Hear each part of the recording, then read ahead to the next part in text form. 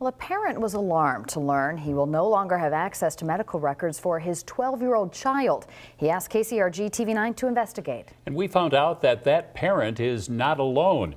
Our chief investigative reporter Josh Scheinblum explains the balancing act hospitals face between patient privacy and parental rights. As a parent, I was really concerned. Kevin Christians of Coralville is a proud father of 3. I have twin boys that are 15 and a daughter that's 12. But Christians just learned he will no longer have access to his youngest child's medical records. I really can't understand why they would implement this policy. The letter from the University of Iowa Hospitals and Clinics explains in part that children at this age should take a more active role in their own health care. I think there should be dialogue. And I think in this case, they're limiting that dialogue that I can have as a parent with my child. The letter doesn't say that the practice of what they do is actually law, requiring adolescents have the right to medical privacy even from their parents. The Iowa Department of Public Health offers guidelines, but neither those guidelines nor the law specify at what age adolescence starts. At both Mercy Medical Center and at Unity Point St. Luke's in Cedar Rapids, that age is 12. At Mercy Dubuque, it's 18. We found one healthcare organization in New York that cuts off parents for children as young as 10. Here at the University of Iowa Hospitals and Clinics, that age is 12, and it's actually something staff here are reviewing.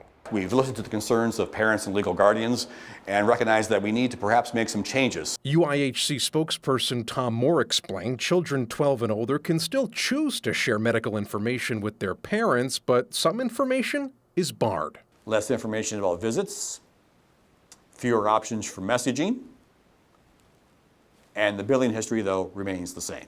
Moore maintains the spirit of their current rules has its place. One reason is because doctors want a child to be comfortable disclosing anything that could impact their health. That includes whether or not they're engaged in risky behaviors like being sexually active or using illegal drugs and alcohol that they may not want to tell their parents. In some circumstances where there's something of a sensitive nature that a patient wishes to discuss confidentially with their provider, this provides an opportunity for those patients to have those conversations and know that they won't be shared with others. Back in Coralville, Christian says he didn't know hospitals are forced to come up with their own age to comply with privacy laws.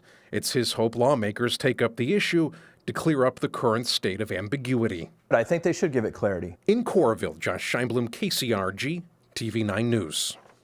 And UIHC reiterated that children can opt to give their parents access to medical information. The hospital says it recommends parents talk with their kids about health care and what parents need to know, since each case is a little different. If there's something you'd like us to investigate, call the I-9 tip line, 319-399-5911. You can also send an email to i9@kcrg.com.